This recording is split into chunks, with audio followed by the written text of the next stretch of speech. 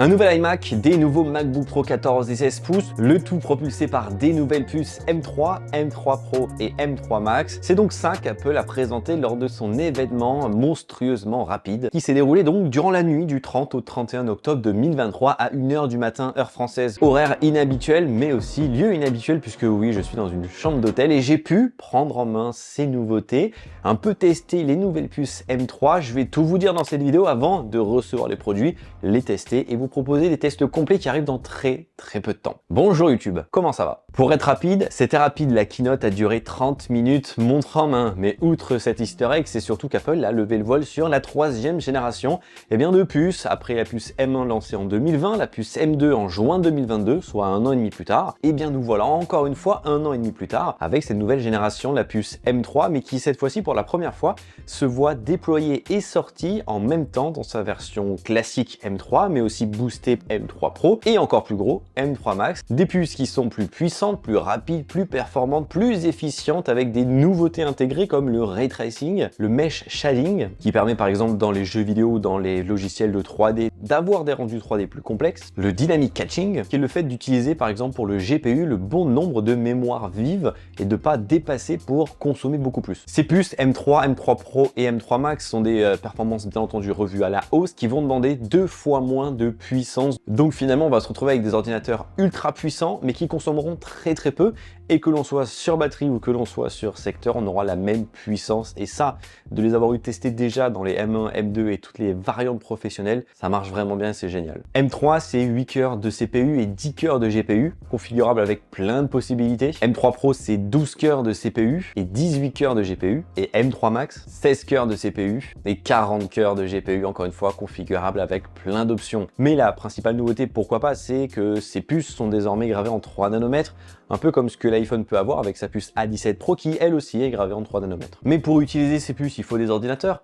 Eh bien Apple en a présenté certains, dont vous l'avez vu, des nouveaux MacBook Pro 14 et 16 pouces. C'est rare parce qu'Apple les avait déjà mis à jour en janvier 2023, donc moins d'un an plus tard, ces nouveaux Macs sortent avec des puces M3, M3 Pro et M3 Max, parce que oui, la puce M3 arrive dans ces nouveaux MacBook Pro, ce qui n'était pas le cas jusqu'à présent. Pour avoir une puce M2 classique, il fallait avoir l'ancien MacBook Pro, vous savez, avec la Touch Bar, l'ancien design. Et bien celui-ci, sachez qu'il est arrêté complètement, il n'aura pas droit à une puce M3 et c'est une excellente nouvelle. Donc finalement, on va se retrouver avec la puce M3 qui sera disponible uniquement dans le MacBook Pro 14 pouces, donc le petit format. Et ça, c'est quand même une excellente nouvelle. Extérieurement parlant, il n'y a rien qui change, on garde exactement le même design, un peu plus épais avec tous les ports connectiques, l'écran de 14 ou en 16 pouces avec l'encoche, mais on a droit à un nouveau coloris cette année, le noir sidéral. Sauf que ce coloris noir, Apple est malin, il le rend disponible uniquement sur du M3 Pro ou M3 Ultra en remplacement du gris sidéral qui lui pour le coup est disponible dans le 14 pouces en version M3. Oui, faut suivre. Ce qui veut dire que M3 Pro ou M3 Max, vous aurez pas de gris sidéral, mais vous aurez du noir sidéral. Je l'ai vu,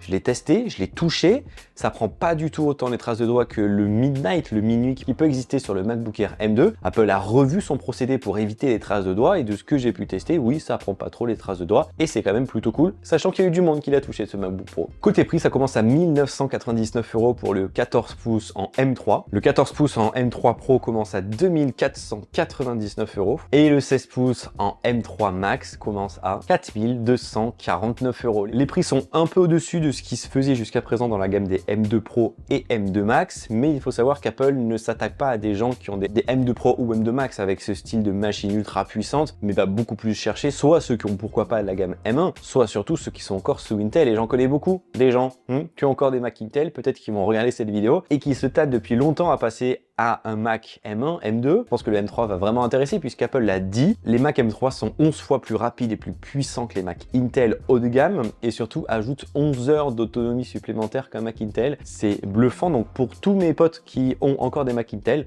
franchissez enfin le pas, vous allez revivre. Et à côté, oui, parce que ce n'est pas tout, Apple a donc levé le voile, mais très rapidement pendant sa conférence, sur un nouvel iMac. On le sait, il n'avait pas été mis à jour depuis 2021, lors de sa petite résurrection en avril, avec le nouveau design, 24 pouces, tout en couleur, bicolore même, façade avant blanche, des accessoires colorés, un iMac que j'ai complètement adoré, mais qui était uniquement disponible en puce M1. Apple saute la puce M2 et nous proposons qu'un iMac en puce M3. Et c'est à peu près la seule nouveauté, à part entre autres, pourquoi pas l'arrivée du Wi-Fi 6E. Cet iMac pour le coup est hyper intéressant parce qu'il saute une génération, ça c'est cool, mais on aurait pu quand même s'attendre à plus. Des améliorations de design ou juste en fait des nouveaux coloris, parce que là on garde exactement les mêmes coloris qui existaient en 2021.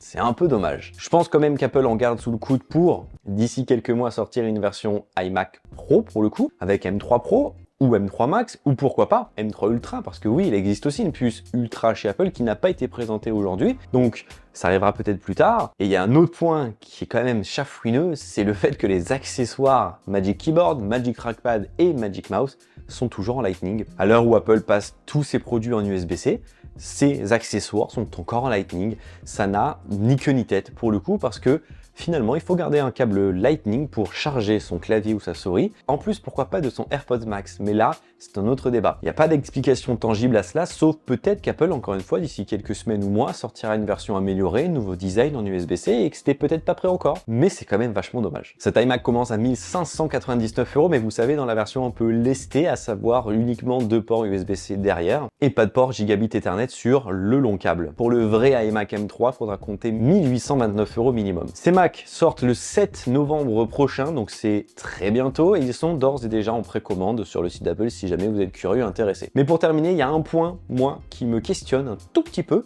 c'est Vision Pro. On le sait, il a été présenté en juin, mais sous la puce M2. Il passe en M3, il passe pas en M3, Apple n'a dit aucun mot sur Vision Pro. Je pense que ça viendra peut-être en début d'année sur des mises à jour et justement la sortie, parce que ça doit arriver d'ici 2-3 mois. Est-ce que c'est en M2? Est-ce que c'est en M3?